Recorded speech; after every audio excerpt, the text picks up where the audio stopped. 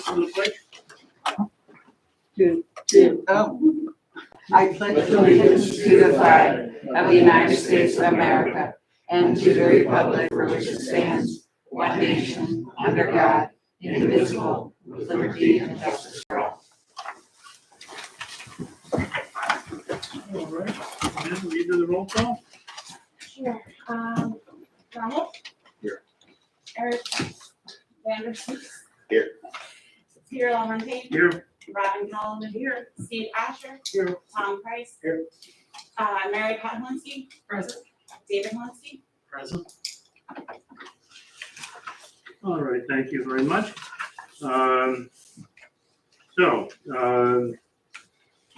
The second item is the consideration of consent agenda items. September 14th, 2021 Borough Council minutes. Bills list for September 2021. Consider approval of Tracer asset management software contract. Is there any questions or discussion?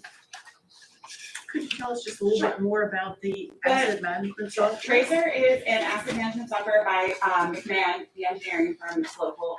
And it is a program that allows you to do your permitting, your escrow management, your asset management. You can put work orders in, download pictures, pinpoint where like your traffic lights are, your street lights are, different things like that, so that you know like if there's a work order on them, you can kind of keep track within the system.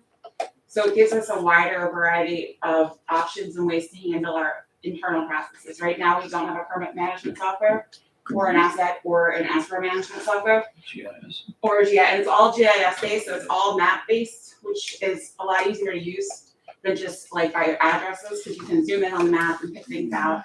And there's different layers on it and everything. And they pull the data from a system that gets updated every single year. The county provides the parcel data information, so all the homeowner information is accurate within the system. I've used it for the last 4 or 5 years in Warminster. John has it in Hatfield as well.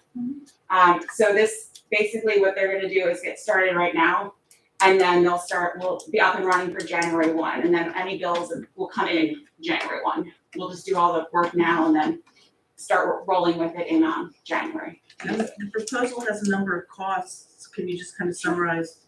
So there's a monthly cost that we'll have every single month, and it's a very, very low number compared to what I've had in the past. They were very generous with our size with that number.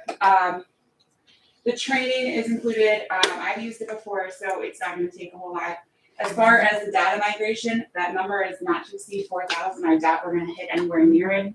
We don't have anything really to migrate over other than our GIS data. There's no Excel spreadsheets or anything of like the permit logs already for them to load and input for us, because that is something that they do. All of the reports, they already know which reports that they want since they've been through this with me. So we basically are just changing names on the reports.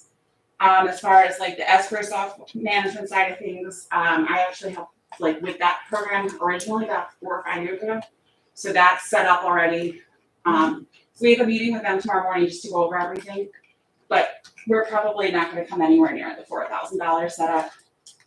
And then we're not adding any additional portals or anything like that. So that the $3,500 per portal is not going to be a charge that we're going to have. So it'll just be the monthly setup, and for the monthly costs, really the GIS system costs that are listed as well annually. And is it anywhere close to budget neutral in terms of savings? Yeah, it'll be sometime? designed within because I'm working on the fee schedule update, so it's factored into the fee schedules as well. So it'll basically come across as budget neutral. Thank you. But it's a great program, so when we have it up and running, if anyone wants to come and test it out and see how it works, let me know. All right, any further questions or discussion? Hearing none, we'll make a motion to accept the consent agenda items. We'll make a motion to approve the consent agenda items. A second. All in favor? Aye. Aye. Any opposed? Nay? All right, we have a fun thing coming up. A person by the name of Richard Morehouse flew over the borough in a private plane from around 1946 on up to around 1976 and took pictures of the borough. There was over 300 negatives, and David Riccardi has spent a lot of time going through these, taking them from the negative, converting them over into a positive, and then cleaning them up and so on. So they vary considerably. So this is an example. In the foreground, you can see the Baptist church. So that's, on all of these things, a big problem has been finding a landmark that you can see. So the Baptist church is here. I believe this is Woodland Avenue going in back here. The Detweiler, no, I'm sorry, this is Lamppost, because this is the Detweiler School. So you can see all the way across to the covered bridge up here. There's Keeley Avenue there. It's pretty much all open. This is the Meyer farm, Francis Meyer farm. Back in the days when, once you got over here, it was just woodland and farm. Next slide. A high overview, Detweiler School, the Baptist Church. The rest of it is, this is the gas station that Bruce had talked about some time ago. It was torn down to make way for the Gilmore property. This is Keeley Avenue, and often under here is the this again the farm properties. Is Tamanend even there? No. Tamanend came a bit later. All right. This one is a picture of the nature preserve. So this is the Butler Avenue coming across here. In the future, Sand Road, well, I take it back, Sand Road is in here. This is the Weston property, and down here is Neshaminy Creek. So, and over here is the Groner House and the Miller House over here. So this was Landis Mill Road. This is the nature preserve. Nothing but grass and a bit of trees along the escarpment. Is this the same one, or maybe a little bit closer if it isn't? Again, you can see the Groner House a little better. It's really difficult to interpret really some of this stuff.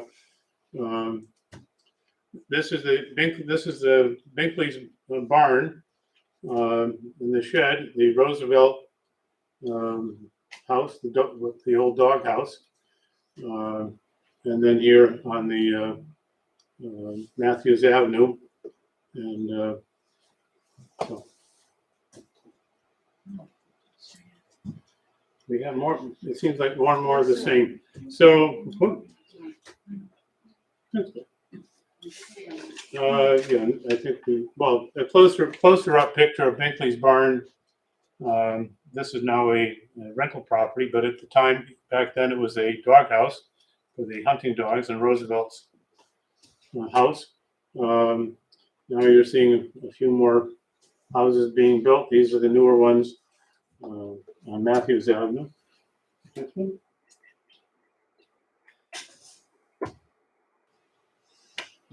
Okay, this is the train station, and across here, these are the mills that right now are at the corner on South Tamanend, just this side of the train station. The only building existing now is this weighing station, but it used to be a mill that went all across here, backing up to the railroad tracks.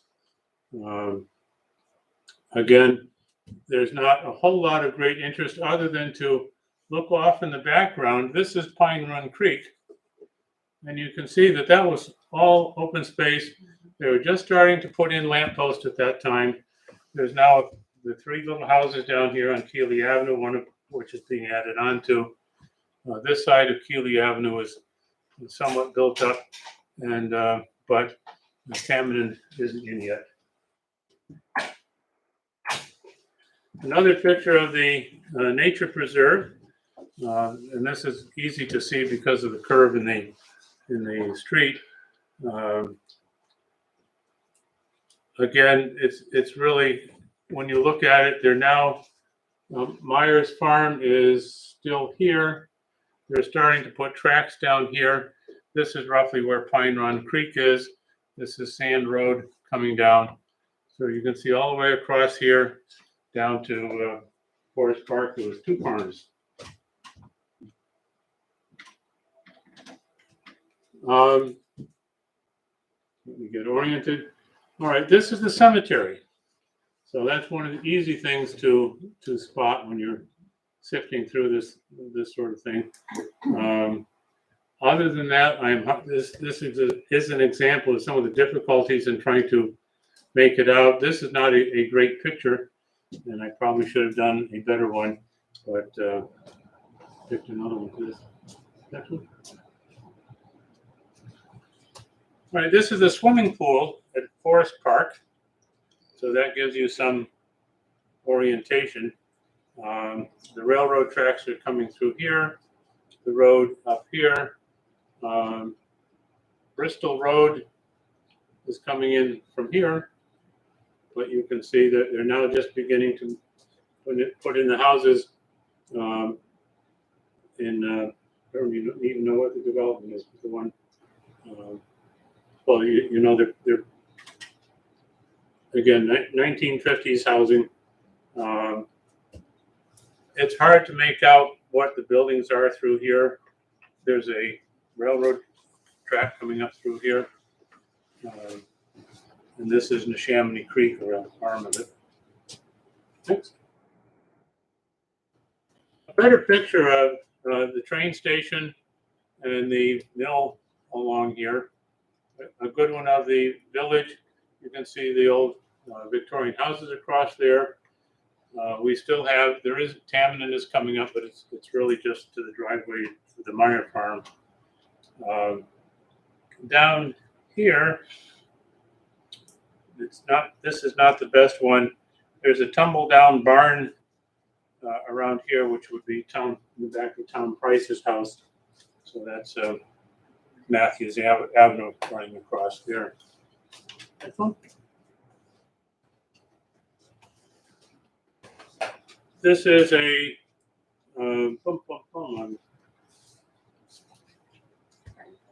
okay. I'm disoriented here. John Knowles' property. This is Berry Circle. Development up here, but you look across the street. This is the railroad tracks, all back here up to the college, all open fields. Beulah Road and all that had not been built at that point.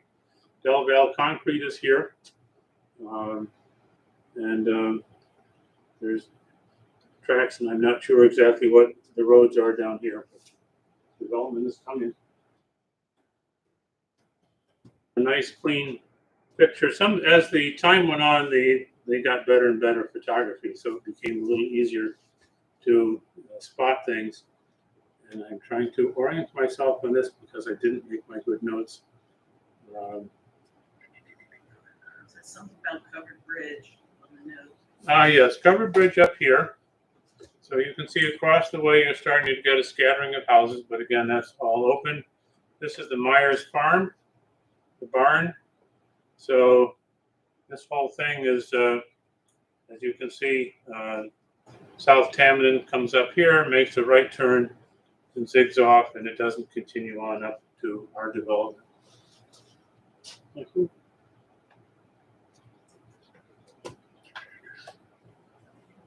Robin, okay, this is Butler Avenue coming along through here. Hillside Village off in the end. The Butler is turning. The college is off in the distance. Coming in down through here is, I believe, the covered bridge is down in the corner. So this is the barn that was torn down to make way for the Orchard Park. Next one. I could really misspell housing up there, didn't I? Okay, next slide. So here is a good overhead picture of the covered bridge. The farmhouse that's still there, the barns that have been torn down. But what I found interesting was the pond was here. There's another pond back up here next to the farmhouse. This stream coming down through. There's looks like some kind of playground equipment here, although it's not very clear. So this would date it at sometime after 1957. But basically, the field is here. You can't really see the soccer fields in the back, but it gives you some idea what it looked like back then. And most of the area appears undeveloped.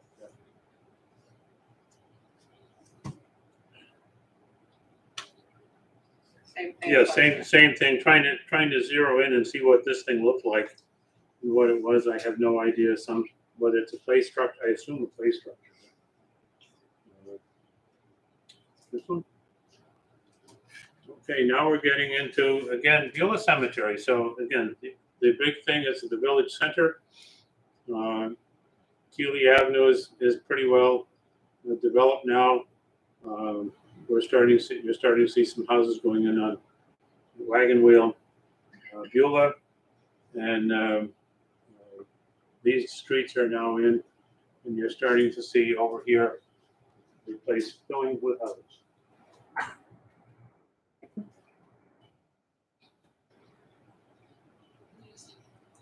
Did I have a duplicate? Oh, I've enlarged. There you go. Train station. The mill is still here. Beulah Cemetery. This is about as good as it gets for this picture. Myers Farm is still there. But again, you're starting to see roads and paths out there, so they're getting ready to develop that. This is one of the few good pictures of Forest Park. This is the railroad tracks and the spur that came into Forest Park. The carousel is back here. Looking closely, you can see there's a small railroad track. A bunch of, over here, there's a big picnic area. You can still, perhaps illegally, come back here and see it if you stop at the entrance of Bristol Road and then follow Neshaminy, follow down through to the creek. You'll come out by the water company eventually. But there's still a number of picnic tables. There is a couple over in Covered Bridge Park. They were made out of concrete. They originally had a concrete top on. I think those have been, the tops are gone, but they're still there. So this is the swimming pool. I'm not sure what this is, whether it's a retention basin or a pond.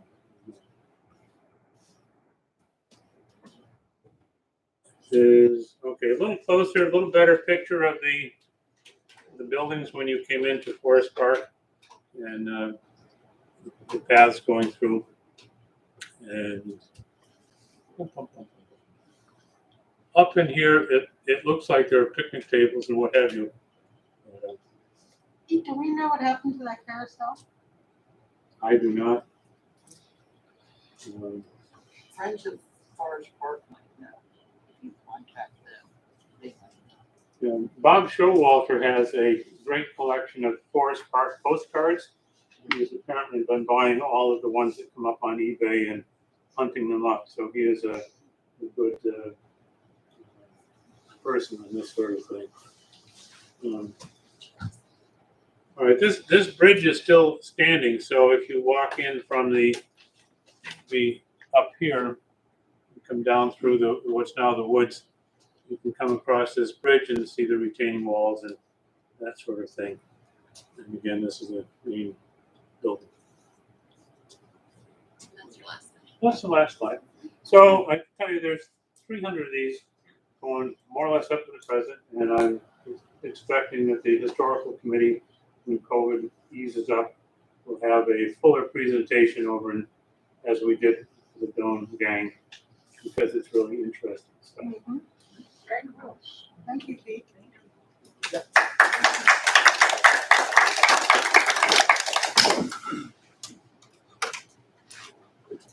All right. Now is the time for resident remarks. We have a number of residents, I don't know what remarks. June? I don't know if you're going to discuss anything about the trash thing tonight. So I don't know if I should say it now or if you're going to do it later. We are, so, Would you prefer that I ask my questions then? yes. Yes, only because we don't even know what the bids look like yet. Well, it wasn't So, necessarily about the bid, it was about the process, but I can ask when you discuss Sure. it.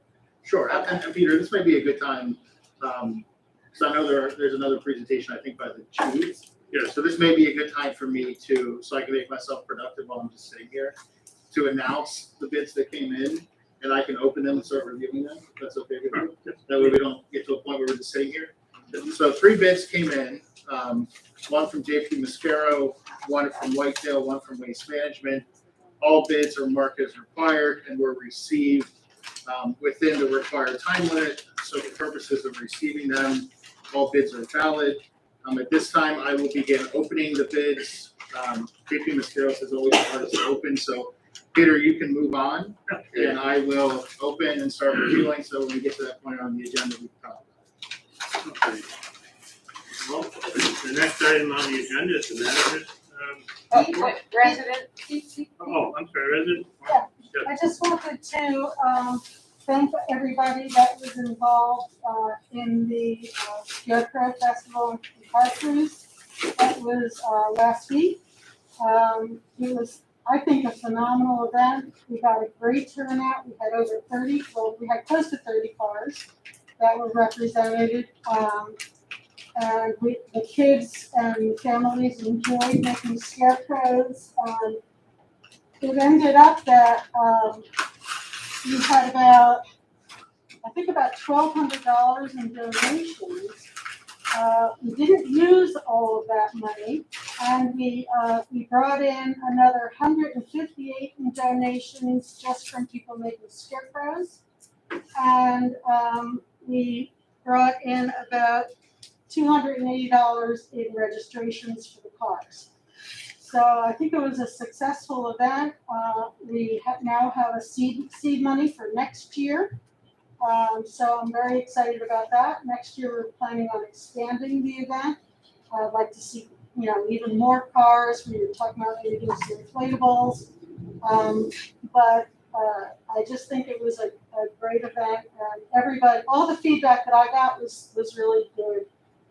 People seem to really enjoy it, and I just wanted to thank everybody for their participation and assistance in pulling this off, because beginning of the summer, I didn't think it was ever going to happen. So I just wanted to thank everybody. I just wanted to chime in too, as the council liaison to the CBC. Lauren did a phenomenal job. It was very satisfying to see this all, almost like when you're planning a wedding or some big event. We saw individual pieces start to be put in place, and then the day of, it all came together. And we had Lauren did yeoman's work, Amanda with her experience with car shows, Fiona Nolan, the 3 of them the day of the event were there for what seemed like 24 hours. And we were hoping, we would have been happy if we had only gotten into 12 cars, and we ended up with double that, close to 30.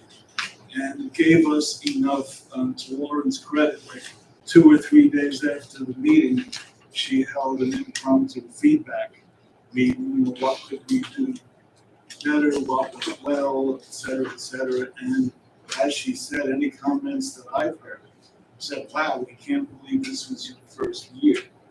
And it gave us enough evidence to say, let's go forward for 2022. So I'll put on my hat and I'll take it off, my hats off to Lauren and her leadership on that CBC committee. Well, thank you, Steve. It was fun, It was fun. but I'm glad it's over.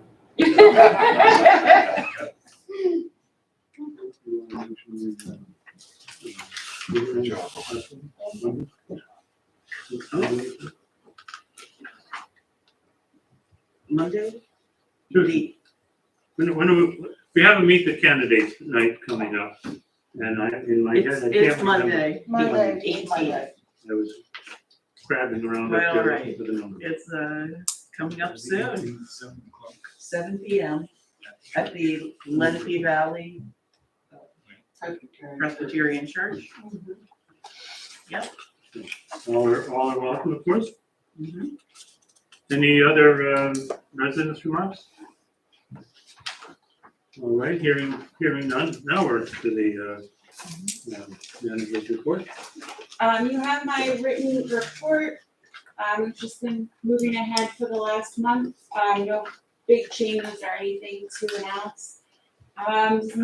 We're almost done the DCNR grant for the Orchard Park. We should be able to close it out within the next 2 weeks. All the final bills are in, and Gilmore and Associates has signed off on their part of it. So hopefully we can get the DCNR rep out and get that project finally closed up. Does anybody have any questions for me? Well, one I think probably should mention is the COVID relief funds, and if you have any information on what we can do with those. We have been getting information from the federal government and different agencies, but I haven't gone through and created a comprehensive list of your options right now. Okay. All right, police report. Thank you, Mr. President. Good evening, everyone. The police report for the month of September is in the packet. As always, I'd like to highlight lots of zeros on there, which is always a very good thing. Reportable accidents were 0 for the month of September. Burglaries were 0. Vandalism is 0. DUIs 0. Public disorderly and vagrancy all 0, which is a really, really good thing to do. We work hard to try to keep that trend going. I also wanted just to bring council up to speed on a couple speed surveys we're doing around the borough. We have 3 boxes set up now down on Aries and Matthews to record speed, and over on Lamppost. So we should be finishing that up shortly. And as always, we'll compile those lists and forward them to Amanda for distribution. Any questions on the monthly report? No. Okay. Last month, Mr. Lamontagne asked that I come over and kind of get you up to date on what we've been doing at Central Bucks for the last 2 or 3 years. I think it's a good update. Involving a lot of things that you may not be aware about. So I'm going to ask you that, sir. You're welcome.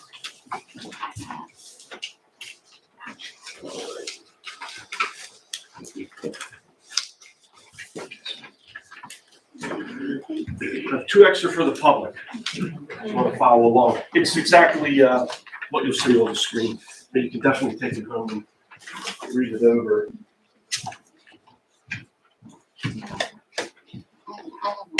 So,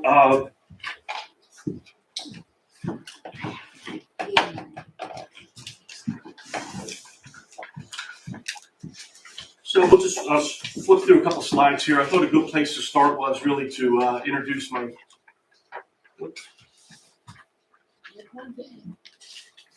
Hang on.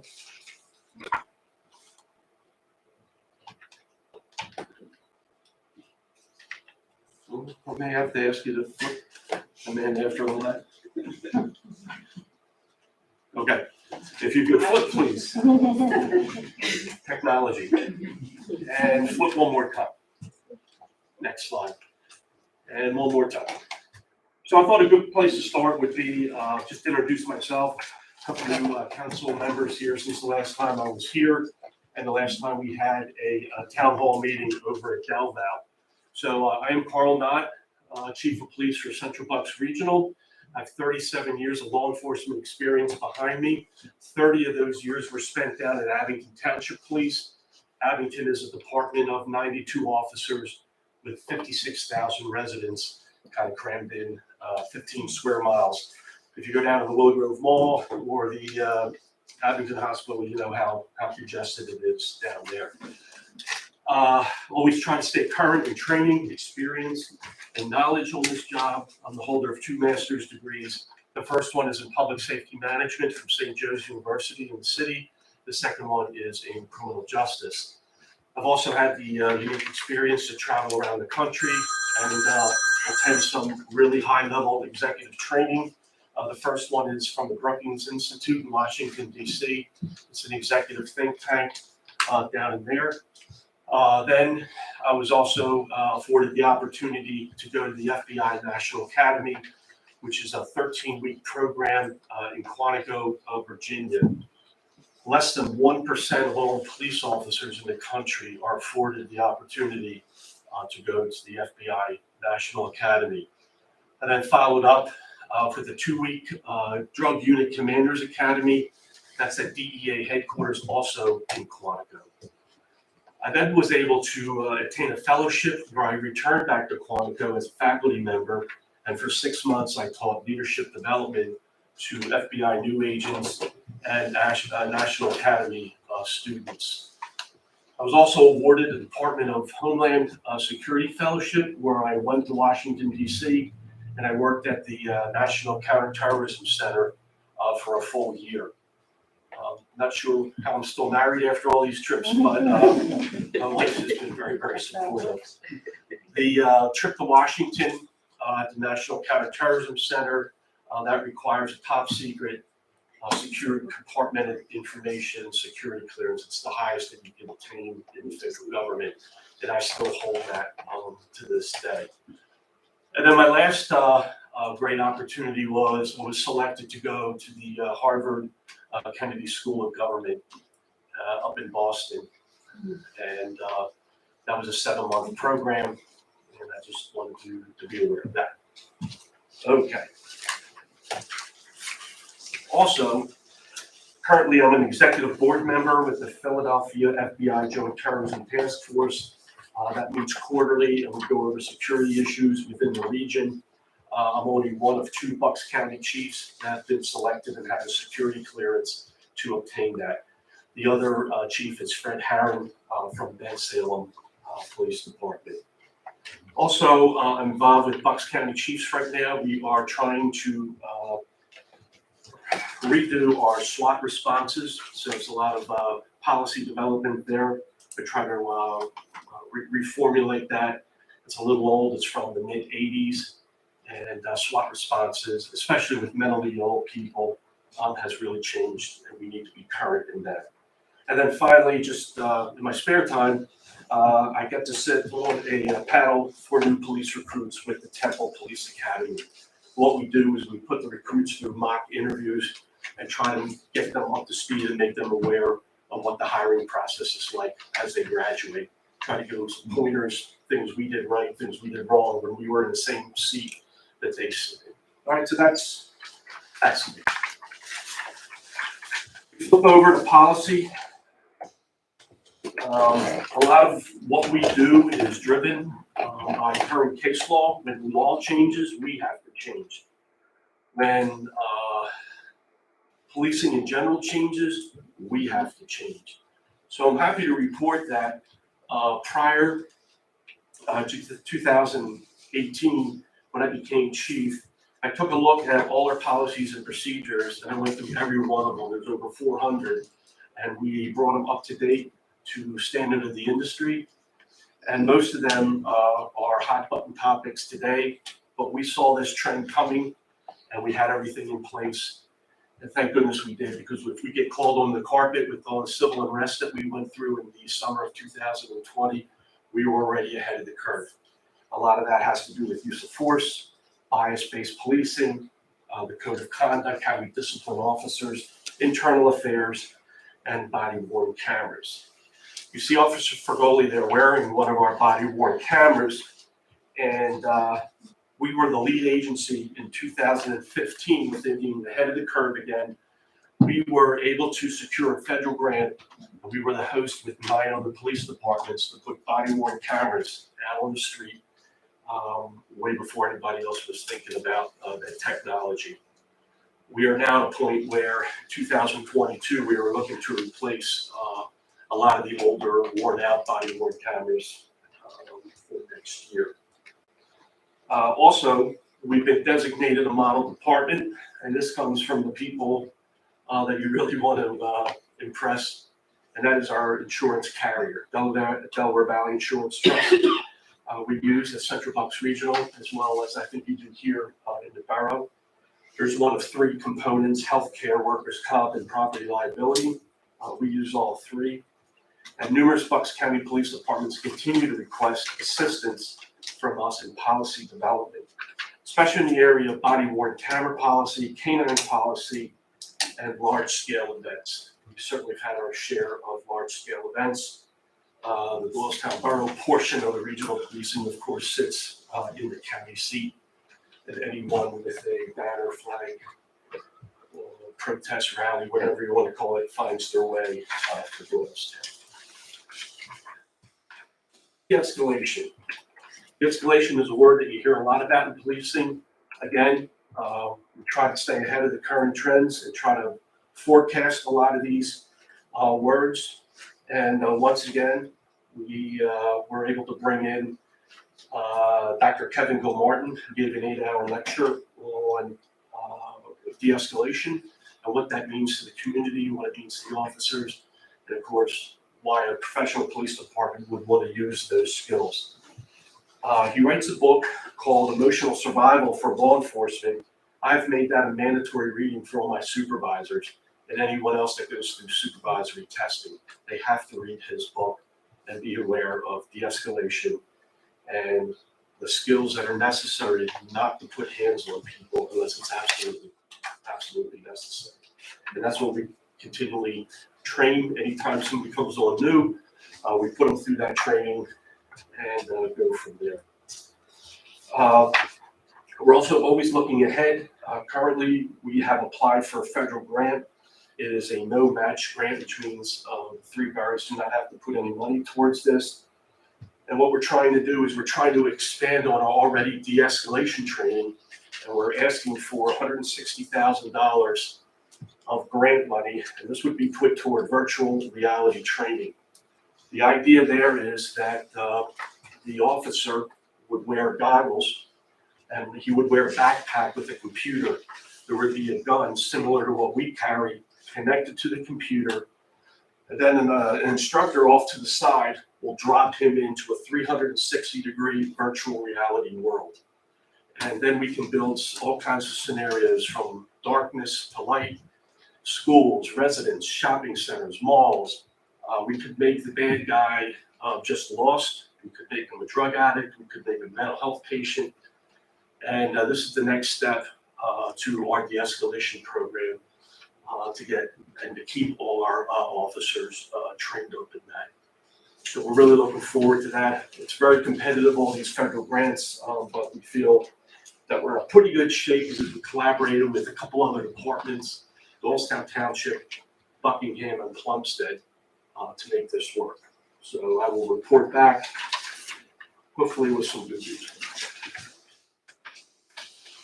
Our canine unit.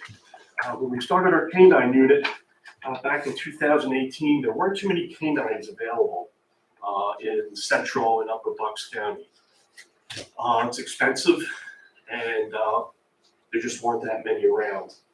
So we recognized the need, and through a lot of in-kind donations, we were able to put a 2-person, 2-dog canine unit together, and which is now very, very successful. I just want to read you some of the prices that go along with the canine. The canine dog actually is costs $10,000 per dog. Both those dogs were donated by the Thompson organization up there in Doylestown, the Thompson Automotive Group. The vehicles have to be specially ordered for handling a dog. The vehicle just itself is $34,500. Both those vehicles were donated by the Fred Beans Automotive Group. And then finally, what we call upfit, that's everything that goes inside of the car. The lights, the siren, the cages, air conditioning, special safety measures for the dog. If the car overheats, the horn will beep, and the handler will get an alert on this utility belt that he needs to go and take care of the dog. That's $17,500 per unit. So we were able to put this unit together at no cost to the boroughs, no cost to the annual budget, at $62,000 per handler and canine. So over $120,000 savings right there. Our dogs are very, very active. They've been had many commendations already. I just want to read you. Back in August of 2020, the Attorney General's office specifically requested our canine unit to help them and a couple other dogs down in the Kensington section of Philadelphia. They were targeting 3 drug trafficking groups, and they were trying to execute 30 warrants all at the same time across the city of Philadelphia. So with Canine Baron and Canine Odie, those are the names of our dogs, they contributed to this seizure that morning. They seized $480,000 in cash, 20 guns, 23,000 doses of fentanyl/heroin, 174 bottles of Zazoline, which is a veterinary drug used as a sedative for horses and cattle. In humans, it causes central nervous system depression. And then, last but not least, 26,000 doses of crack cocaine were taken off the street in that one day. So we're really proud of these guys. They train constantly, and this is a benefit that we have here within the 3 boroughs and the region. Next. Always looking to save money, which is part of my job, big part of my job for all 3 boroughs, especially budget time, is overtime. I found that we were spending a lot of overtime transporting our prisoners that were arrested to what's called booking centers. When somebody needs to be fingerprinted, they need to go to a booking center within the county, and it's done electronically, but there's only a few of them around. So we took a look at that, and our closest ones was Warminster or Northampton Police Department over in Richborough.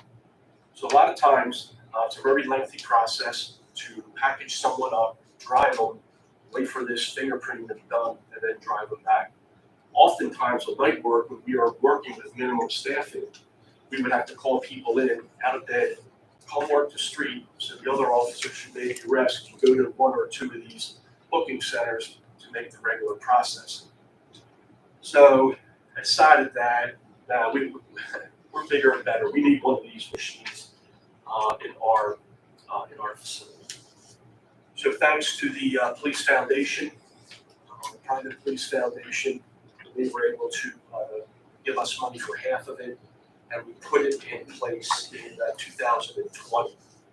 So now, when we make an arrest, we do not have to drive anyone anywhere except to our back door. In 2020, we made 265 bookings. That's open to any police department who wants to come to our place. And right now, for 2021, we were on pace for 400 bookings, which is pretty busy. There's a cost that we recoup from Bucks County Clerk of Courts. Each booking is about $150 that we recoup through fines and costs from the defendant. And we were able to bring in $27,000 in 2020 for 265 bookings. So what that means is we are allowed to use that money to buy computers, to do anything related to the booking center. And again, it's a savings that trickles down, that doesn't come out of the regular budget of the boroughs in our yearly budget. So we're looking to do a little better next February when those checks come out. And that sits in a separate account that only can be used for booking center projects. All right. Back in 2019, we also were awarded a federal grant. We were one of 6 police departments in the nation, that's in the nation, to be selected as a pilot site for the International Chiefs of Police redesigning on how police engage with victims of sexual assault and domestic violence. I felt we weren't really doing enough for the victims themselves. We needed to get more involved. We need to get more involved with our external partners, that being Women's Place, Nova, and Del Valle University. So we brought all those partners together. The IACP offered us a lot of new training. We were forced to take a really closer look at our policies regarding domestic violence, strangulation, sexual assault, and bring them up to standard of the industry policy. What we also did is provide a training for all our officers. They had to go through 2 4-hour segments. One was informed victim trauma, what the victim feels like from their point of view, and 4 hours training in strangulation. That has been a huge success. Speaking of victims, again, I took a look at what we were doing. I just felt like we needed to do, again, more for the victims out there. The police department, unfortunately, they respond to a call, they take care of the call, and then it's done and over with. Go to the next call, the next call, the next call. But we had to really gap to take care of the victims after the fact, after they were a victim of the crime. So once again, we reached out to the federal government, and we won a 3-year, $360,000 grant. It's no match to boroughs. And what this does is it allowed us to hire 2 ladies who are experts in this field, and we developed a victim service unit. They read all the reports of the morning when they come in, and they reach out to all the victims. Now it could be domestic violence related, it could be a theft, it could be a victim of a scam. They'll help the victim fill out paperwork for victim compensation money from the state, whatever they need to do, just so we just don't drop the ball on the victims. And we also connect with the DA's office, the Women's Place again, Nova, and Doylestown Hospital. This is a collaborative effort. Once again, we are joined together. We are the lead, but we're also joined together with Plumstead, Buckingham, and Doylestown Township. And just last week, we met with over our 500th victim. Almost a full year this has been up and running. So this goes for another 2 years. And then we need to find some grants or some other alternatives to keep this sustained. Because we certainly don't want to lose the expertise of these ladies. All right, and this is just a little bit more about assisting others. We take part of 2 countywide programs. The first one is STAR. Mostly it's for drug and alcohol problems. When we go into someone's home and they see they're suffering from drug or alcohol problems, we drop a lot of papers or referrals to them or to their spouse or to an adult child, and tells them all about getting help. And then what we do is we forward that to Doylestown Hospital, and they make a follow-up phone call the next day to try to get some of these people help in programs. The B-Pair program is a little similar, but this is more on the person looking to come to us for help. It outlines that, we'll just use drugs. The drug addict has had enough and he wants help, he or she, and then you walk into the police department, They are guaranteed that even if they have drugs on them, they will not be arrested. We will put them immediately in contact with certified counselors to help them on their way to recovery. So we continue to be a very, very busy place. The pandemic, we are all have lived it and are still living it. But just just to let you know that there's really no rule book when the pandemic came out on what to do or how to do it. So just our knowledge of disaster management was key to ensuring operational tactical barriers were overcome, and of course in a professional manner. One of our big hurdles, we service 4 different nursing homes, and if you can remember back there in 2020, that was. So we navigated that pretty good.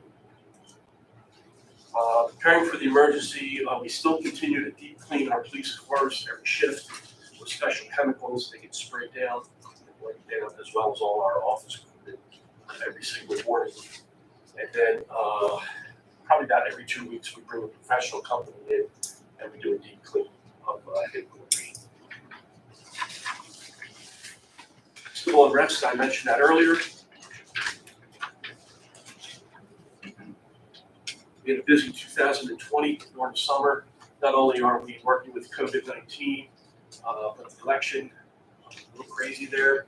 And of course, the defund the police, the movement that kind of took on a life of its own.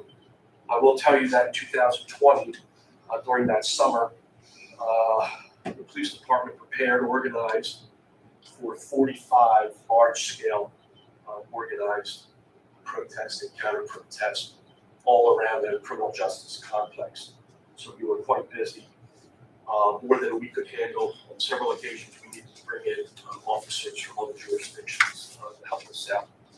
The biggest was on August 20th. We had about 7,500 people right in little old Doylestown, and we had 3 protests at the same time. They were within 1 block of each other.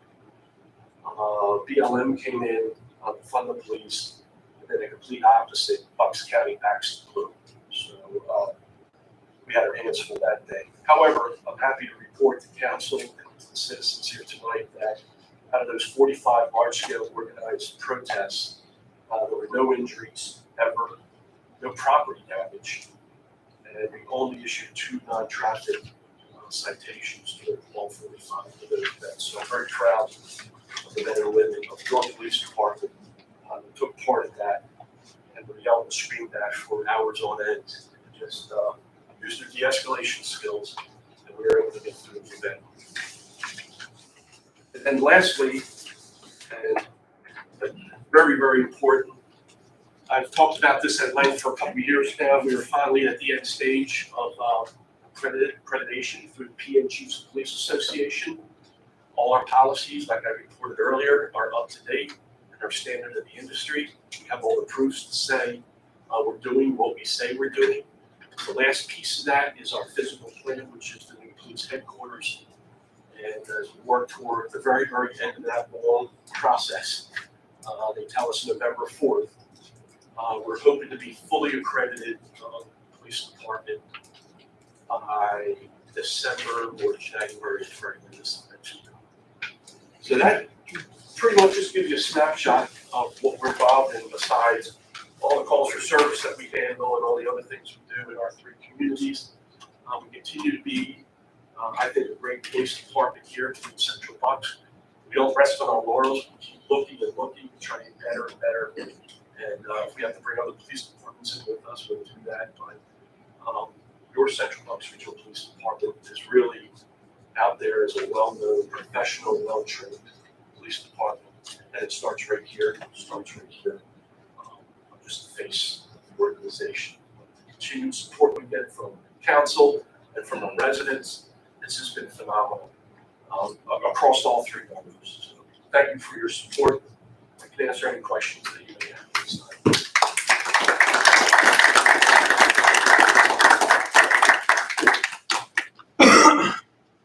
Speaking for myself, you're certainly not my thought as police department. It is hugely different than what I imagined it was, and David and others back in the day saw that this was coming, and that the days when you could have a small, local, truly local village police is long gone. Really is. We are definitely put to the test every day. Something new always consider that. Yes, sir. Chief, you're more than just the face of the department. You're too modest to take credit, but it's your leadership that all this is happening. You're doing pretty good. Okay, thank you. Thank you.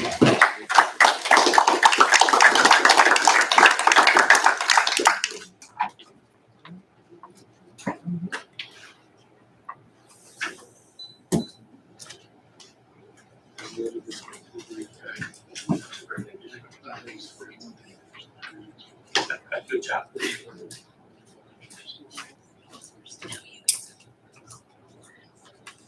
All right, next item, any committee activity reviews? We've heard some,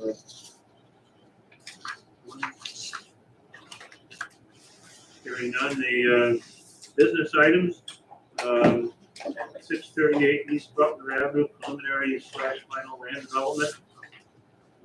Consider approval of resolution 2021-16.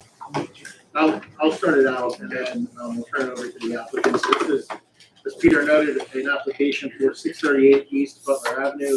The applicant is here represented by Kelly McGowan and Rob Cunningham. I will turn it over to them. I'll note that there was uploaded into the packet a draft resolution, which we will review with you after the applicant has a chance to tell you a little bit about what they're proposing.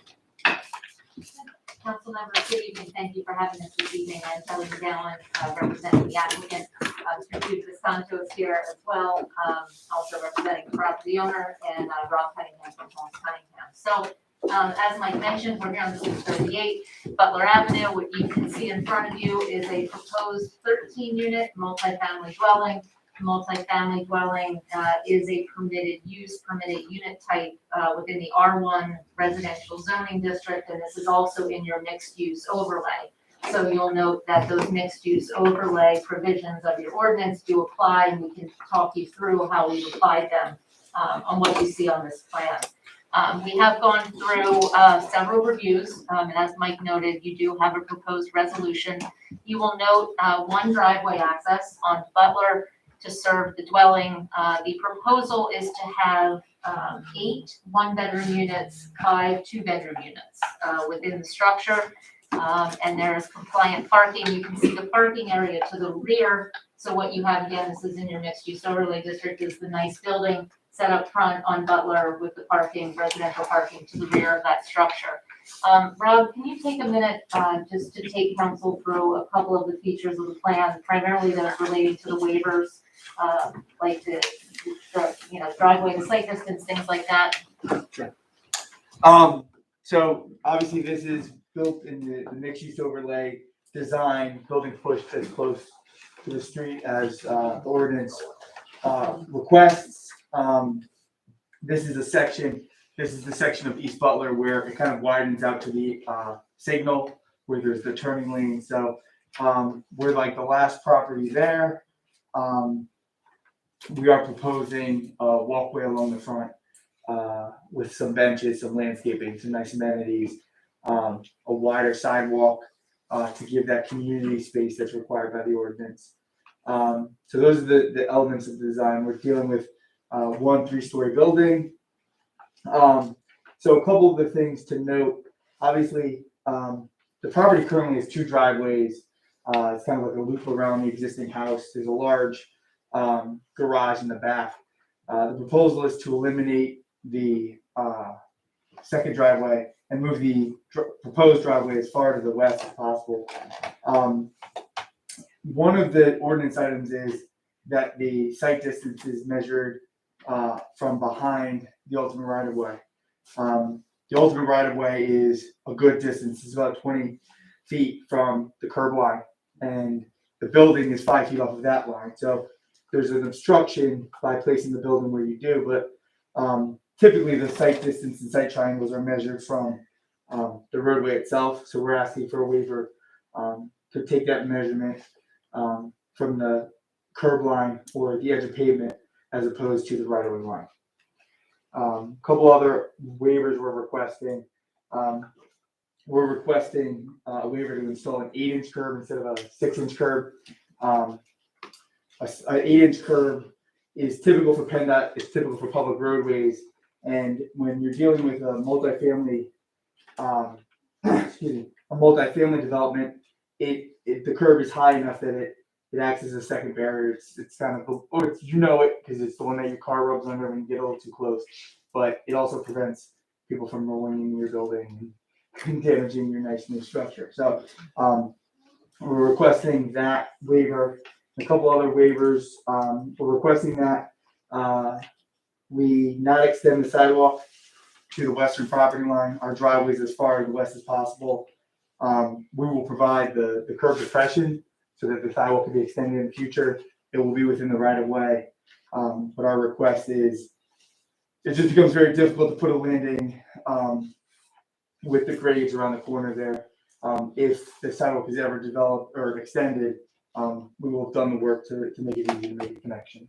So, Rob, what is that offset from the driveway to the property line? What's the dimension? the driveway runs 5 feet from the property line. So it's pretty close. Couple other waivers that we're requesting. One is related to street trees, and we're requesting that we provide 2 street trees where 4 would technically be required. It's just due to lack of space and cluttering that we can't really fit the required street trees. So we're requesting that waiver. And Rob, we should note those street trees, also part of that waiver will go, as Rob pointed out, the ultimate right of way, which the applicant is proposing to dedicate. This will go through PennDOT. The borough will take what PennDOT will not. Does come fairly far into the property. Those trees are proposed within that right of way. It's all, of course, subject to PennDOT approval, but that is a part of the request. And similar as in the University Village structure that was built, those trees are within the right of way as well. So it's, the applicant is responsible for maintaining and taking care of those trees. They just end up being within the area that's dedicated as right of way. And then there's a couple other technical waivers. One being to remove trees greater than 16 inches. And it's just that there's 2 large trees kind of in the center of the site, which would otherwise basically completely restrict the redevelopment of the property, and to use a storm pipe less than 18 inches. And that's just to provide adequate cover. The site is quite small, it's about 2/3 of an acre, and we would be proposing to use a smaller pipe, but obviously subject to approval of the township engineer. So I think that was the bulk of the waivers, and this is the plan. If anybody has any questions. I read about, I guess it was a study.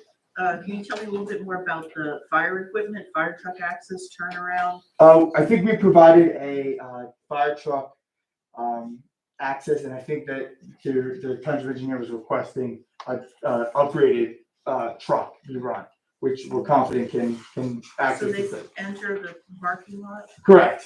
Yeah, Rob, can you show that, how that turning movement would work? Sure, it would come in, it would enter, it'd be able to turn and then back out if it had to.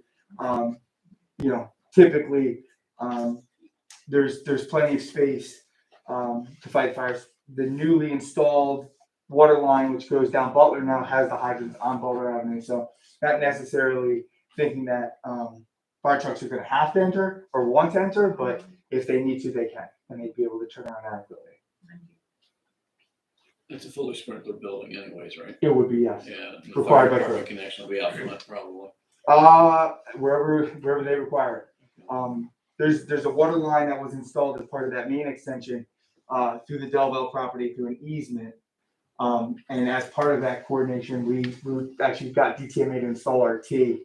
So we're actually ready to go. So wherever they would want that. Okay, so you said it's 5 feet from the curb line to the property line there, right? 5 feet from the building to the Okay, ultimate yeah, right of way. from the driveway to the properry line. From here to here, Yeah, yes. it's 5 feet. Correct. So you're talking about just doing a curb depression. You're not talking about putting in a ramp. No, it wouldn't be is, 5 feet's enough to put a ramp in and stop it at the property line. The only reason why I bring that up is because then somebody else coming in from the other direction would actually have to get permission from you to go on your property to put that ramp in. That is within the legal right of way already. So the issue is not necessarily the distance to put the I guess it would be a turning pad, it's the existing grade as you come off the property. Currently, the Landis property sits lower than the road. Correct. So as we're tying into the road, we're gonna be higher than the Landis property. Okay, So it'd basically be a wall at Right. the end of that. you'd be dropping off.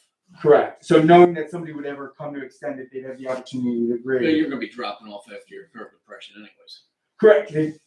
We're using the 5 feet to basically drop off. And John, we required in the resolution that we sent to you that if that property is developed, the applicant will install that additional That curb. additional ramp. Yeah. Okay. But again, it's the 5 Yeah. feet that we're talking about. Yeah. So can you take us through the clearances to Butler, the building and then? Sure. So, the ordinance requires a 40-foot ultimate right of way on Butler Avenue. So we're proposing that. The existing right of way is only 25 feet, which is here. So, what you have is the building, 5 feet would be the ultimate right of way line. Basically, another 20 feet would be the curb line. So though it may feel or look like University Village on the plan, in real life, it's actually a good 30 feet from the curb line. And then obviously, we wouldn't be proposing any widening for our project, considering the improvements for the signal that already exists. So, it wouldn't feel as though it's on top of the road, though it is set where you would want all the other buildings to be set in the future as the strip is redeveloped. What's within that 30-foot boundary? So within that 30 feet between the ultimate right of way and the curb line, we're proposing I think it's a 10-foot or 12-foot wide sidewalk for a portion of it. We're going to propose to install some benches, kind of keep with the streetscape requirements and enhancements that the ordinance is looking for, and then plant it with beds and another lamp post and things like that to do our part. I mean, obviously we're 150 feet of that corridor, but we know that the vision of the borough for that had those types of amenities. Rob, on that note, the architectural review is also part of your overlay requirements, so we did bring to you right side up. The current architectural rendering for the building, you'll see mixed use of materials. You'll see that 3 feet consistent with what you have at University Village. The 2 straight trays shown out front, and generally the different roof alignments and those features, architectural features in the porches and things like that. Rob, was there one more waiver? I think it was landscaping in the parking area or something like that. Can you hit that quick? Oh, sure. There's a requirement that 10% of the multifamily parking areas are landscape.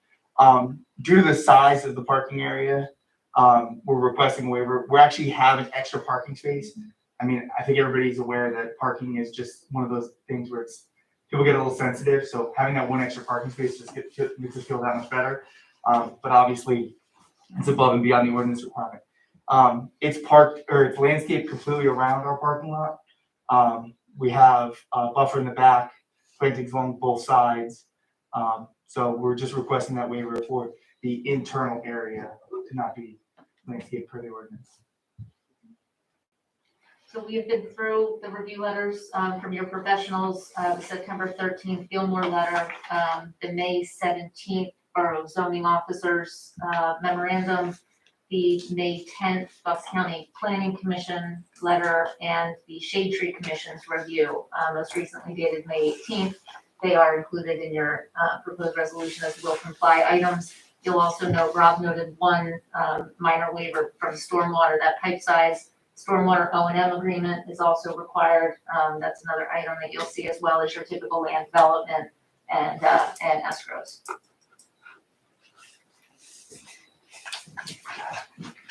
That is what we have. We are requesting preliminary final. The plans have been, that is one of the waivers, actually the final waiver, preliminary and final at the same time. Plans have been improved and completed to meet your final plan requirements. What's your timeline for construction? I'm gonna defer to you, We're hoping to start in the spring.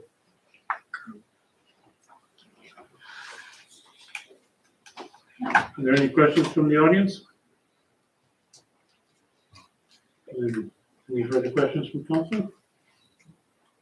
Great. So let me walk you through the resolution real quick because we did hit everything. The applicant would be granted the requested waiver from section 385-10 and 11 to permit the single submission for preliminary and final land development approval. The applicant would be granted the requested waiver from SADO section 385-16.G1 to permit the 25-foot clear site distance to be measured from the curb line of East Butler, as Rob explained.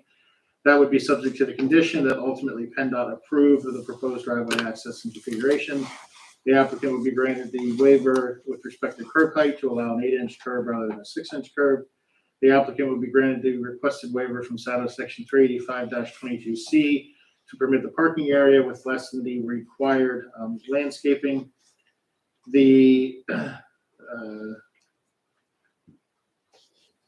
Subject to additional landscaping being provided on the southern side of the building that must have been in my carriage review letters. Subject to the approval of the borough, the applicant would be granted the requested waiver from SADO section 385-23 to excuse the requirement of sidewalk on the western property line. As we discussed, a note would be added, so the applicant would be required to extend the sidewalk to that western property line if the adjacent property is developed.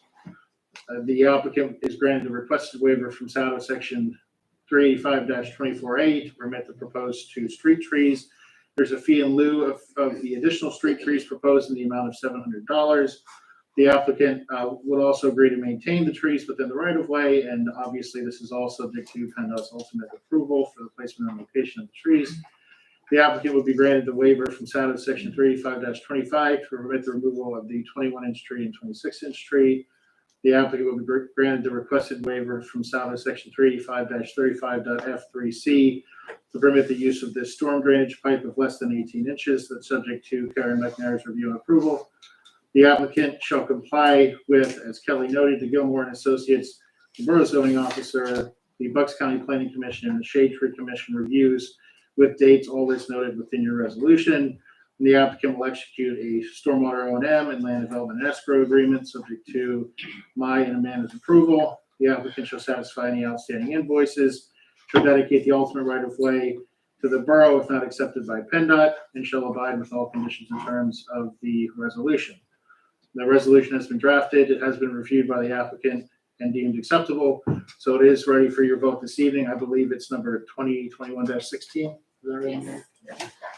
So if someone would like to make a motion and a second, you can vote. I make a motion to approve resolution 2021-16 with everything that Mike Peters just said. Is there a second? I'll second. Any further discussion? All those in favor signify by saying aye. Aye. Any opposed? Hearing none. Motion passes. Thank Thanks a lot, everybody. Thanks for your Thank you. time. We're delighted that you're building in the borough. We're excited. Good night. Yep, you did. Oh, Michael, you get to take the lead again. Yeah. All right, so I have gone through your bid documents just to remind everyone, your current expense is $66.62 a quarter. That's $266.48 a year. That's where you currently sit. The proposal is for the exact same level of service you're obtaining now. That is the proposal that was bid. The idea being that if the bids came in too high, certainly not too low, you could reevaluate. The bids have come in as follows. So again, remember, you're at $266.48.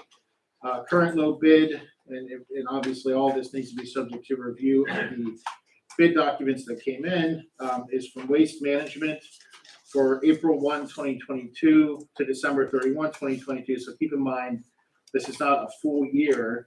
The amount is $315.63. Whitetail for the same time period, I'll do it in order. JP Mascaro for the same time period, $415.44. And whitetail for the same time period, $485.82. That's for the last 3 quarters of 2022. Jumping to 2023, which is your first full year under this contract. Waste management, $437.64. That's a total increase of $150 approximately from your current amount, which is consistent, I think, with what both Amanda and I expected in terms of the increases in cost generally. JP Mascaro, $562.68, and whitetail, $667.19. For 2024, waste management, $455.16. JP Mascaro, $574.08. Whitetail, $687.20. There are 2 option years, as you're aware. The contract is for a 3-year contract, or it ends up being 2 years and 9-month contracts. Contract with 2 1-year options. 2025, the first year of the option, waste management, $477.96. JP Mascaro, $595.56. And whitetail, $707.82. 2026, waste management, $501.84. JP Mascaro, $619.20. And whitetail, $729.04. You also bid, as you'll recall, for leaf collection. I'm just going to read the first year off, and then we can review it further as we go on. But for whitetail, that first year is $6,560. For JP Mascaro, that first year is $4,200.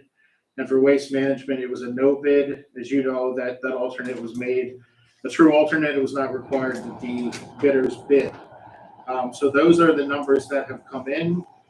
Amanda and I still need to go through all the bid documents and make sure everything is in order and appropriate. But what could be helpful now is for Borough Council to discuss, one, whether you simply need time to digest these numbers, which is totally fine. Your contract's not up until the end of the first quarter of next year, so we're doing this all early. Or you can start to discuss whether or not you'd make some adjustments to the bid documents. You also have at least 2 of the bidders here. If they would like to say anything just in terms of the bid prices as submitted, but I'll turn it over to Borough Council. If there are any thoughts, again, just saying we need time to digest it is certainly fine. That's how we set it up for you this evening. So any thoughts or feedback? I know bidding is not an exact science. You know, as a statistician, I didn't expect all of these numbers to be exactly the same, but I'm surprised at the differences. I mean, there's a statistically significant difference between first and second. Keep in mind that first is your existing hauler. So there are costs associated with transitioning that do not need to be taken into account. Also, and I don't want to speak for the industry, but there is, I know haulers like to keep their clients, so you have to also keep that in mind. But again, they are here, they can certainly say anything they want to. But you're right, there is a significant difference between 1 and 2. And yes, I understand, of course, it's not an exact science.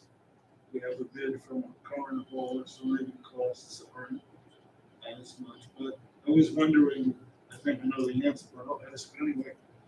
All the bids were comparing apples to apples. Now, everybody bid on the exact same specs. Apples to apples. Now, the only caveat to that is if somewhere hidden in these documents, there's some kind of big asterisk, but I did not see that reviewing them just now. So again, Amanda and I will review the documents front and back and make sure there is nothing like that. But the bid proposal forms are all the same. They were form documents and they came in without any noticeable changes. Thank you. You're welcome.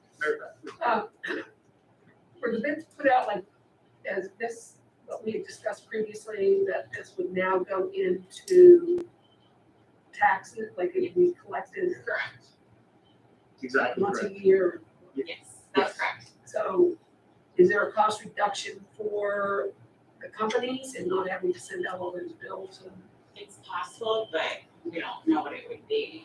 Yeah, I mean, so, again, some of the companies are here, they don't have to answer that question, because obviously it might be a strategic thing, but you would think the answer is yes, although we being Amanda and I have no way to actually know. Is that kind of payment a requirement for this contract? What's that? The one-time fee to hold these numbers? I just worry about the increase for some families to look at that and say they've got $150 more a year, they're gonna take out pocket all at once. Yeah, are you asking whether or not it could be broken up? Yeah. The answer is yes. That is a borough side decision. So from the contractor's point of view, the contractor is going to be paid on a monthly basis for the successful completion of the work the month before, right? So I do have a borough that just got bids in. There was an increase there, as there is everywhere right now, and they did switch from a once a year to a quarterly billing cycle. That is more work, obviously, administratively. They had the benefit of, said they have quarterly water bills, so they just bumped it from the tax bill to the water bill. Very easy for them, a little more difficult for us. Amanda, do you have any thoughts on that? I think it will be a challenge to do it that way, just because we'll have to come up with a tracking system and just figure out how to make it work if you choose to not do a one-time payment with your tax bill. Yeah, so you're saying, because right now, I assume, and this is the way it works in my house, but I'm not on a single hauler, you guys pay quarterly, right? You pay a quarterly tax bill. So Mike, Waste Management came in below each year. They came in low each year. Can you go over their figures again? Of course. So for the last 3 quarters of 2022, you have $315.63. For 2023, you have $437.64. For 2024, you have $455.16. For 2025, you have $477.96. And for 2026, you have $501.84.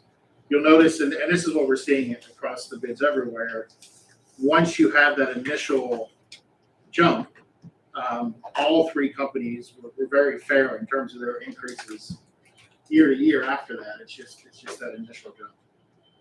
In those last years, we go back out and bid, we wanted to, Yep. and still stay within. Yeah, you would probably check, see what's going on in the market at that time. Maybe, I think you'll be glad to have those guaranteed prices depending. But if the recycling market kicks back up or something like that, you might want to rebid. That's why we did it that way. The 2 years, 9 months with 2 1-year options. Is there a fuel escalation? There's no fuel escalation. Okay, so, and that's not bad then, the way fuel prices are getting driven right now. Yep. For them to come out and say the next 3 years. Yeah, because they're factoring all that into their Right. into these. Yeah, bids. so the fuel escalation in there. Yeah. Safe. So we did that. Maybe the bids come in higher because they have to factor everything, right? Right. But at least your residents know. It is what it is. I guess one of the things that would be helpful is, are the bids such that you would like time to think about them? And what I mean by that is versus giving us some direction to rebid this. That's sort of the first question you need to think through, because we gave ourselves lots of time here. But if you're going to rebid, we could use some feedback on that. But again, you don't need to give that to us tonight. Is there any reason to think that we're going to get additional bids? Not unless you significantly reduce the quantities side, right? So you kept everything. I think we even went up on yard waste. So you, with the quantity of materials that you have, which I'm telling you, based on, it's a lot. The residents are getting a lot in terms of quantity. No, I do not think you will get better bids by rebidding in a second. And you got the three players. So I don't really So, see a point in rebidding. okay, Like, how long are those bids good for? 60 days 60 days. From today. from today. And the decision as to whether we bill our residents once a year or 4 times a year, that's a whole separate discussion. It is a completely separate discussion. From the contractor standpoint, they're gonna be paid quarterly by the borough, right, who's contractually obligated to pay them. So how we recoup from our residents is our internal. It's not gonna be quite, it's gonna be in front of the public, but it's us. It's us not. Right, Laura, yeah. Hi, can you rebid asking for, like some steps, some prices for like 2 or 3 different ways? So the answer is yes, right? You can bid it however you want. However, the more alternatives you build into a bid, it ends up getting so complicated that I'm not sure how much you would end up saving, because we won't be able to say in that bid, X number of units are going to take this option. That's the issue we have, right? So if we could say 100 units only want a 64-gallon trash can, well, that's great, but we don't have that data. We were able to give them data on a rough estimate of how many houses have 2 96-gallon toters. So we were able to give that number, but to get any more specific than that would be almost impossible, because the hauler needs to assume 96 gallons of trash, right? They need to assume the highest number. I was just wondering how each of these 3 companies would have come in if we didn't have such a large amount of trash. It would have, the bids would have been lower. Yeah, it's a lot. Which is, the residents are getting a lot out of this trash. Yeah, June. I just wanted to know, I know you said it was a separate thing for billing, but is it the trash companies or is it the borough who wants to put it on the taxes? Great question, Jim. The borough. Borough. The borough, because What is your reasoning? yes. So we've gone through 3 years now of actually administering the trash contract, and when we've had issues, and there haven't been many, honestly, it's been, I know it may seem like there are a lot to you guys, but in terms of what we actually had to act upon, it wasn't the time. The borough will have more leverage and more control if it is handling the billing. So the way it works, if the system is changed, if there's a missed pickup, that missed pickup gets factored into the amount that the borough pays. So right now we'd have to fine them.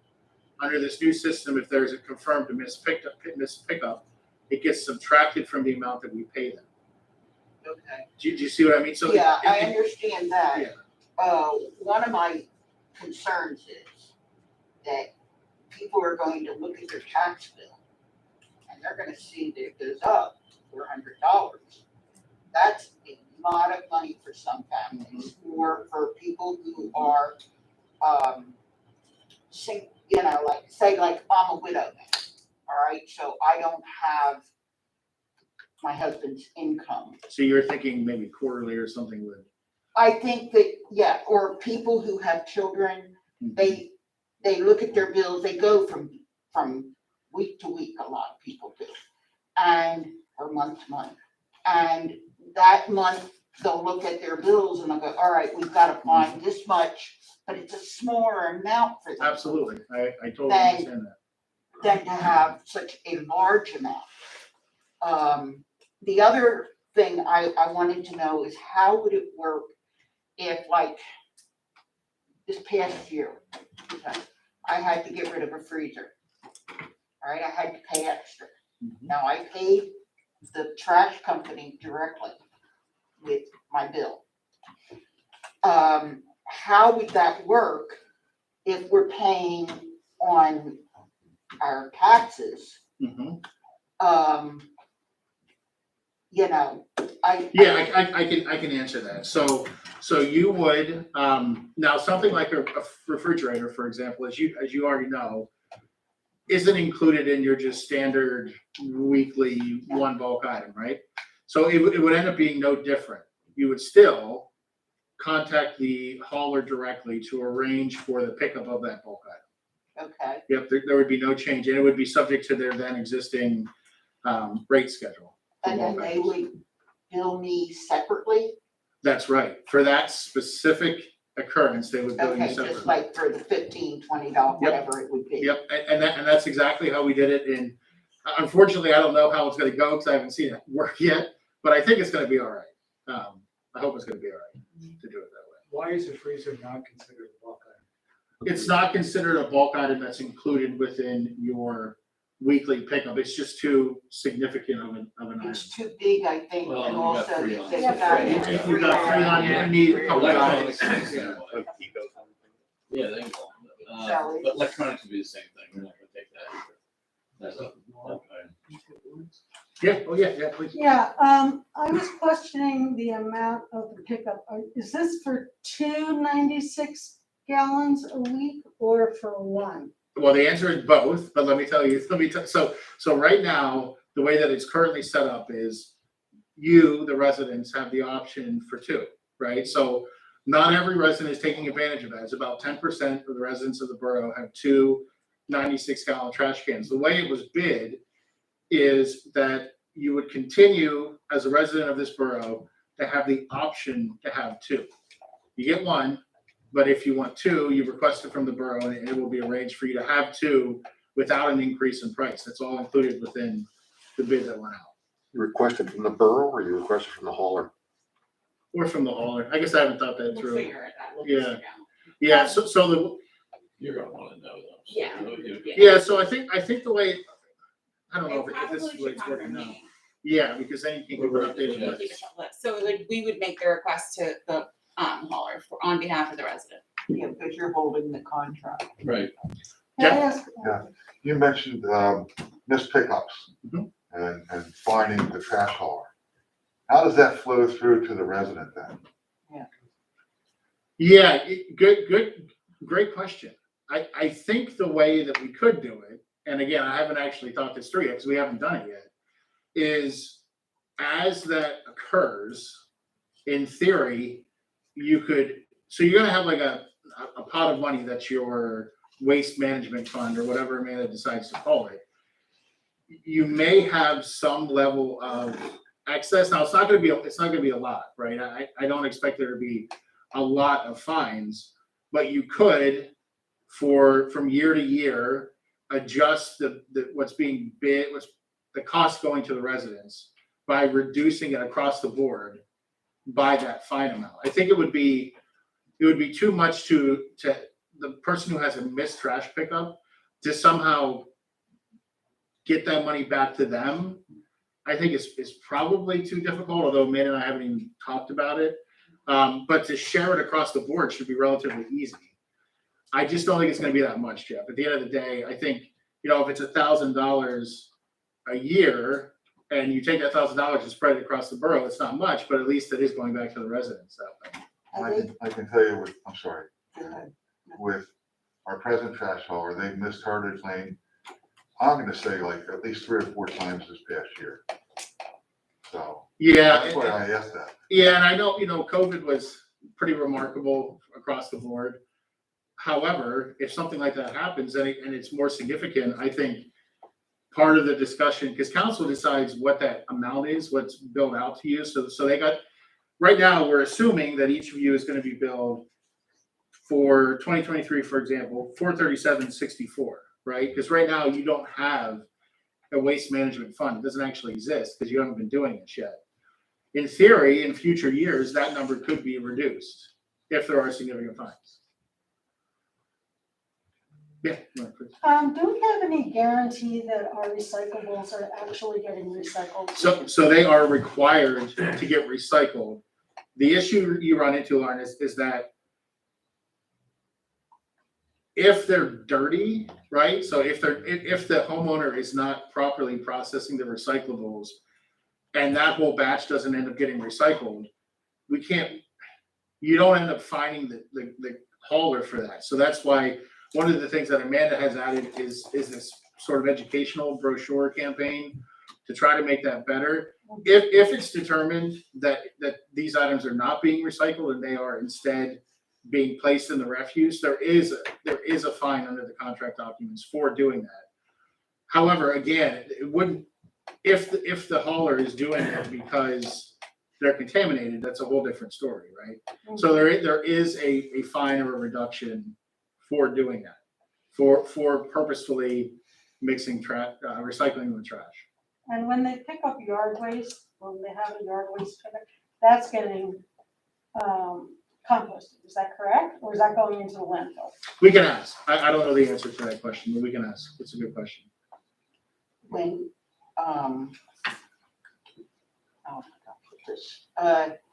with the extra fines, now I presume, I don't know whether they've been fined for every time they haven't picked up my trash or what, I call the borough.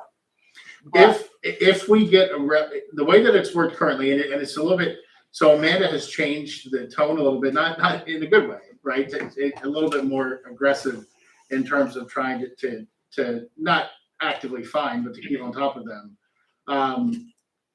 So far, we've taken more of a pattern of working with them, and they have been, to their credit, responsive. There was one occasion where we did have to issue a fine letter, but that was an extreme circumstance. So they are, to date, have not been fined a large amount, to answer your question. I wanted to know, because I would think if I would call them directly, then the borough's not going to know that they're not picking up That's correct. trash. That's exactly correct. So you're going to have people calling the borough. That's right, and that is how it's set forth in the contract documents. Okay. Yeah, Jeff, please. I have another question, is that, I'm assuming we've had some residents in the current agreement who have refused trash service. Well, there were the ones that were allowed to refuse, so if they had 4 or more, or they were part of well, I guess 4 or more would be multifamily too, or part of the homeowners association. I am not personally aware, and maybe Amanda is, of anyone who doesn't fit an exception that has straight up refused collection via the hauler system. Amanda, were you advised of any of that? I am not aware of anyone. This specific bid did already exclude anybody that lived in an HOA. Okay. Or otherwise qualified to have their own trash. So I went through and we parceled out everybody that was in the HOAs already. So this is the list of residents that live in single family homes or townhouses that already get trash from the borough contract. But I do not specifically know of any single family residents that has refused to trash from the home. Yeah, I wasn't aware of any either, I just thought I'd ask the question. Yeah, so it's set by ordinance, right, that it would technically be a violation of the ordinance to contract with somebody else, right? That's the way we set it up, so we're not aware of anyone, Jeff. Let's hope that that's true and there's nobody flying under the radar, you know. Any other questions? Council, what do you want to do with this evening? What I would suggest is, because the bids are open for 60 days, before you actually vote, I would like an opportunity to review with Amanda the bid documents that came in. I don't want you awarding a contract and then find out that there was something missing. So I'm not recommending that you take a vote this evening. It sounds like from what Tom's saying, and I think you all seem to agree, there's no reason to rebid it. So if that's the case, I think my advice is that you take it under advisement. You let Amanda and I go. What's Table that? it until next month. Yeah, table it until next month.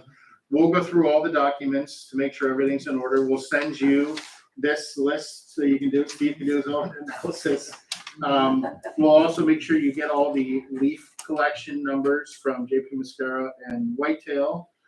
So you have all of those. And I think that's mostly what you'll be interested in terms of looking. It's pretty straightforward because you are grouping everything together. It's a relatively straightforward bid. You're not doing a bunch of alternatives and stuff like that. Mike, from a practical point of view, if we table it, what do you think would possibly, might not be a fair question, but what do you think would possibly change from what we have now Yeah, to what we'll see on November, when our next meeting. heaven forbid, there is something in one of these, there's something missing from one of these bid packets. If it's a substantial enough error, I would have to advise you that you cannot accept any given bid. That's what would change. It would be, No, I agree that we should yeah. use. Now, waste management, I'll tell you, they're very good. I've never had any issue. I just received a bid package from there elsewhere and there were no problems with their bid package, so I'm not expecting that. Okay. We I just need need to time review well spent to use the next 30 days just to make sure rather than Okay. to rush into something tonight. And that's just me speaking. But Sounds good. Is everybody okay with that, to table it until? I mean, waste management is substantially low bidder, so absent a horrible gap. And again, I don't expect that. So, very good. I will make sure that we are ready for a vote on November. And if there is something crazy, you will know because we'll either have a special meeting or we'll do something else in November. You have time. The good thing is we gave you time. So I have a quick question about the leaf pickup. Yep. So waste management does not include that option. That is correct, yes. And what was that option? How did we? Yeah, it- Our own bags? or- Yeah, it was. Hold on. Let me I tell you. think it was what, 3 or 4 times in the fall pickup as an alternate, that was Yeah. not required, It was an alternate of and it was your own bags, up to 4 borough-wide leaf collections to occur between the months of October and December. the recycle bags, yeah. That can't be plastic. So is this the kind of thing, it'd be interesting to know, can waste management do it for folks on a fee basis? Or Well, is- it's the yard waste that's already included as part of your contract, so it's already, you have a base 6 bags as part of what went out in the bid Okay. specs. I mean, Yeah, I'm this just is looking just at the it like, extra leaf collection. Yeah, this would be just above and beyond your 6 weekly, that was. And what you can look at is, if that's something you really want, you could bid it separately. I mean, that's the way we did it, so that if you're interested in that additional service, you could bid that again, completely separate from all this other stuff, and you'll probably get more bidders in. But not everybody uses leaf service. Right, and you're exactly right. I've done a lawnmower over my leaves. Yeah, me too. So that's why we made it, that's why we did not require it as part of the bid. And Amanda, Mike, if you do think you need my help with doing more statistical analysis, I'd be happy. Maybe we'll run some and then we'll send it to you to see if we messed up. Thank you very much, Steve, for One that. question, when you're talking about the leaf pickup, you're just talking about extra bags. You're not talking about like they do in Doylestown, they have a truck come along, put your Just leaves extra to the bags. curb. Oh, yeah. Yeah, not push, yeah, not the road part. And they're very Volkswagen. Okay, thank you so much Thank you. for all the feedback. Thank you. And thank you very much to the bidders. absolutely, thank you. The next item on the agenda is consider advertisement of ordinance 416 warrantless arrest. And Pete, you want to give us a 1-minute description of what this is? Sure. Why you're asking us to do this? I may defer to Mike if I need a little, Yeah, no, in the legalese of this. I'm happy to discuss it too. So in the process of this whole accreditation, warm up for the final accreditation, we found that we are not in compliance of what this ordinance has here. We are required to have each one of the boroughs sign off on this. So basically, what it says is that the individual boroughs can dictate for warrantless arrests. They are disorderly conduct, public drug, obstructing highways, and underage drinking. This does not change anything that we've already been doing for years and years and years. It just makes us compliant for something we actually should have had on the books years and years ago. So it's pretty boilerplate. It is. So the chief is exactly correct. Under the state statute, it's not enough to just have the statute. You're supposed to have it set in each municipality by ordinance. The ordinance that was given to you, if you felt like it, you could compare it to the state statute, and it's more or less word for word. It's literally pulled right from the state statute into this ordinance. The other 2 boroughs are also considering it. I heard from Chalfont's solicitor this morning. They considered it last night and had no changes. my recommendation is that you authorize it for advertisement, because again, it's not doing anything that's not specifically set forth by Pennsylvania law, nor is it changing anything in the way that the Central Bucks Police Department actually functions. So, Right, we had tried to do this blanket wise through the police commission, however, that's not gonna work. We want Correct. Each individual borough. the to statute have- requires each Exactly. municipality, that's right. Yep. So, So this is picked up in your review? yes, I caught that in the review. Yes. Perfect. little That's the whole embarrassed, point, a right? little embarrassed about that. Yeah, but However, that's that's what what they're there for. accreditation forces you to do. Absolutely. So, Perfect. we hope to get it straightened out, advertised, voted on, next month, and we'll be ready, for accreditation in December. Perfect. Thank you. Can I ask just a question? Sure. Just what, I want to just be sure I'm clear when you say warrantless arrests. Are you talking about during the commission of, or it's a criminal actually doing something as opposed to something after the fact? Somebody's done something, somebody's broken in, somebody's, whatever the examples that you Yeah, gave. Yeah, so this. You're not going after him a day later. On the wording is ongoing within the view of the officer. Okay. You still so- need probable cause to make that arrest. Yep, Yeah, so that doesn't change. And it just covers these four examples that I read out.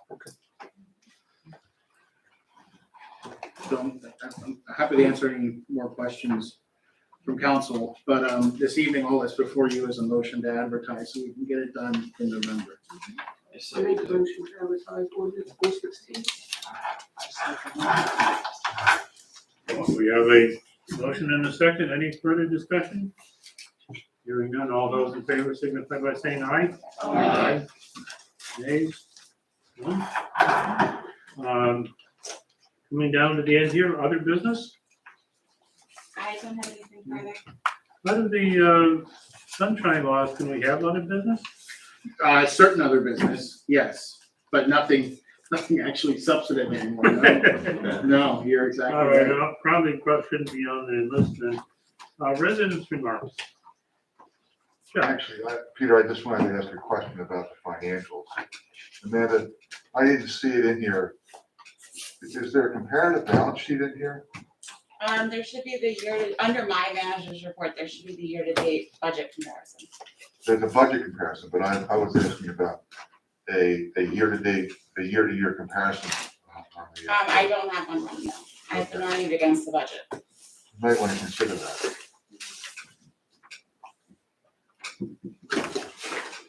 Lauren? I was wondering if the council has ever considered any form of a, not so much recycling, type of thing, but more of a composting. Every year people are throwing bags and bags of leaves into the landfills. And I know we've discussed that we don't want to do our own composting, but I didn't know if there was companies out there that maybe the borough could, maybe get us a good price instead of people burning leaves, which they're not supposed to be doing, but they do anyway. And throwing these into the landfill. So I'm not sure if this is something that the borough's ever considered.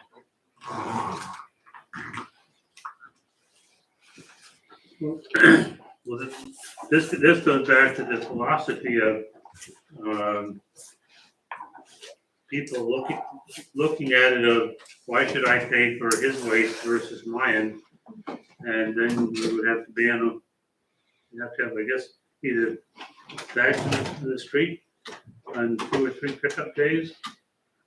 I guess it would probably cost us to set up that service Mhm. and probably outside the borough. I don't know that we'd have a place to run it. Yeah, I didn't know if there were any companies that did that professionally, and, if we could be part of it. There must, how does Doylestown do it? They suck up the leaves that are in the street and then they end up. It's a throwing those huge, leaves. well, they take it and they take it over Sparks's and gets rid of it there. It is a humongous cost to them. Because their guys go 7 days a week for almost a month and a half. Okay, to suck that up Humongous cost to us. to Doylestown. to do that. But we, just coming from the Hatfield aspect, what we do over there is, again, you're not allowed to burn, that's given. So we have, what do we have? We have 4 pickups spread over a month and a half. Okay, that $4,000 price is pretty good because that's what we pay. And that's for 6,000 residents. And you can put out up to, I think, 30 bags. And I'll tell you, when you talk about people that do it and don't do it, the first time we did it, it took a company probably 20 minutes to run through the whole township. And we're 10 square miles. When we got to one point, when I first started in public works, we were running 4 crews plus the contractor trying to keep up with it. And we couldn't keep up with it, okay? So what I'm driving at is to have a contractor come in and do it. It's really simple. They're geared for it. They have their own trucks. They throw the bags in. They go to typically to like a Sparks or a Britain's the new one up here, and then they take it and they compost it and reuse it again. Right. For a municipality to do it, Upper Dublin does it. Springfield Township does it. That it's another huge cost. They don't pick up. People bring it and dump it, and it's right off of 309. You can see it right by the high school there, and it is nothing but a hassle. We tried doing that at one point in Hatfield, and all of a sudden I got contractors bringing stuff in. I got people bringing plastic bags in. Now you've got guys down there ripping the plastic bags apart and trying to clean that out because you can't put that into the waste. So these are all the different things that you run into when you try to do it yourself versus hiring a contractor to do it. A contractor is really the way to go. And I'd be really surprised that in 2 or 3 years, you don't find people just loading their curbs up with leaf waste.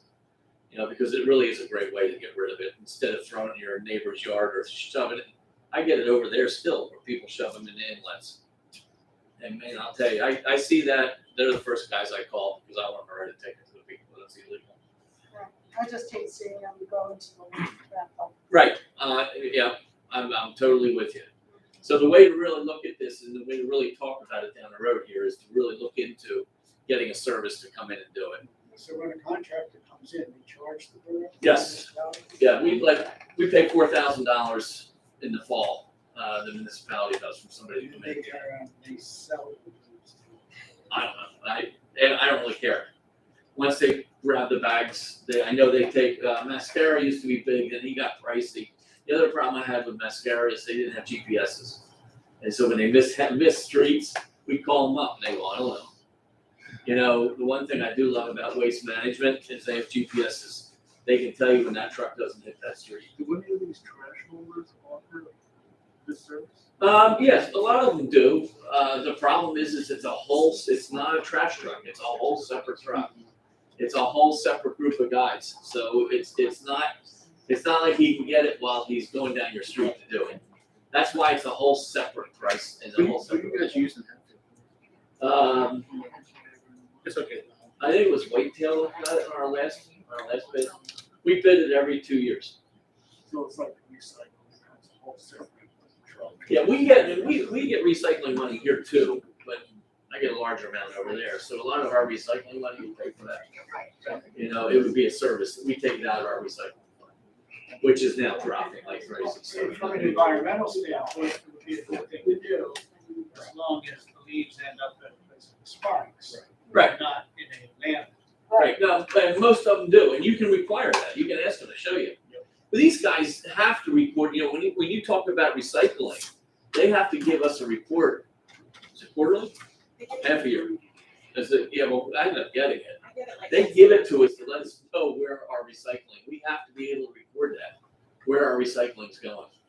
The biggest problem today is that I hate to say it, China's not buying it. They're having a tough time getting rid of it. So a lot of guys are really struggling on taking recycling today. Yeah, because of this whole thing. So recycling is getting harder and harder to do. And these companies are having a harder and harder time getting rid of it. I've been down to Waste Management's facility down in Conshohocken and watched how they pick it. And when you talk about stuff being contaminated, it goes right in the dump. So I've gotten all my family to wash everything out. Because they sit there and they literally, they dump it and they put it on a conveyor belt and they sit there and they just pick the stuff. And they have all these guys along this conveyor belt, picking away.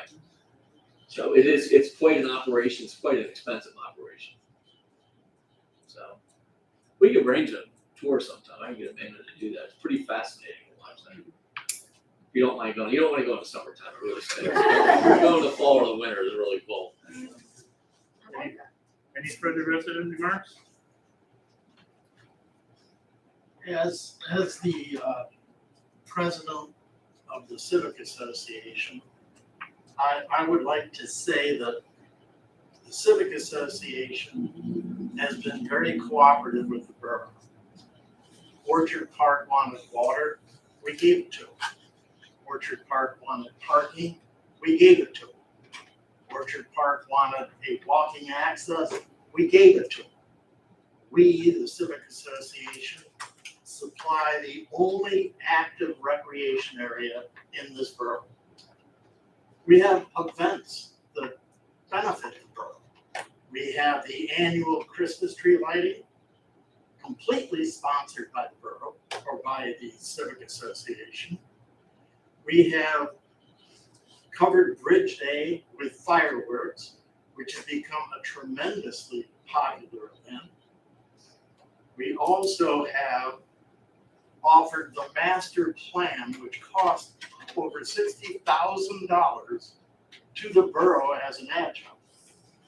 They took advantage of it. They contributed a very slight amount.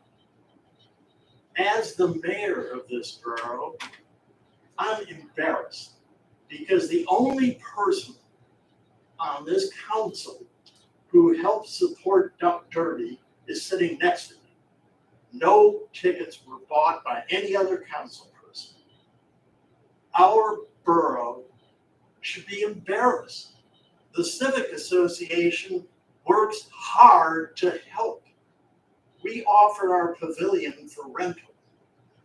We cooperate with the dance theater, or I should say, theater arts.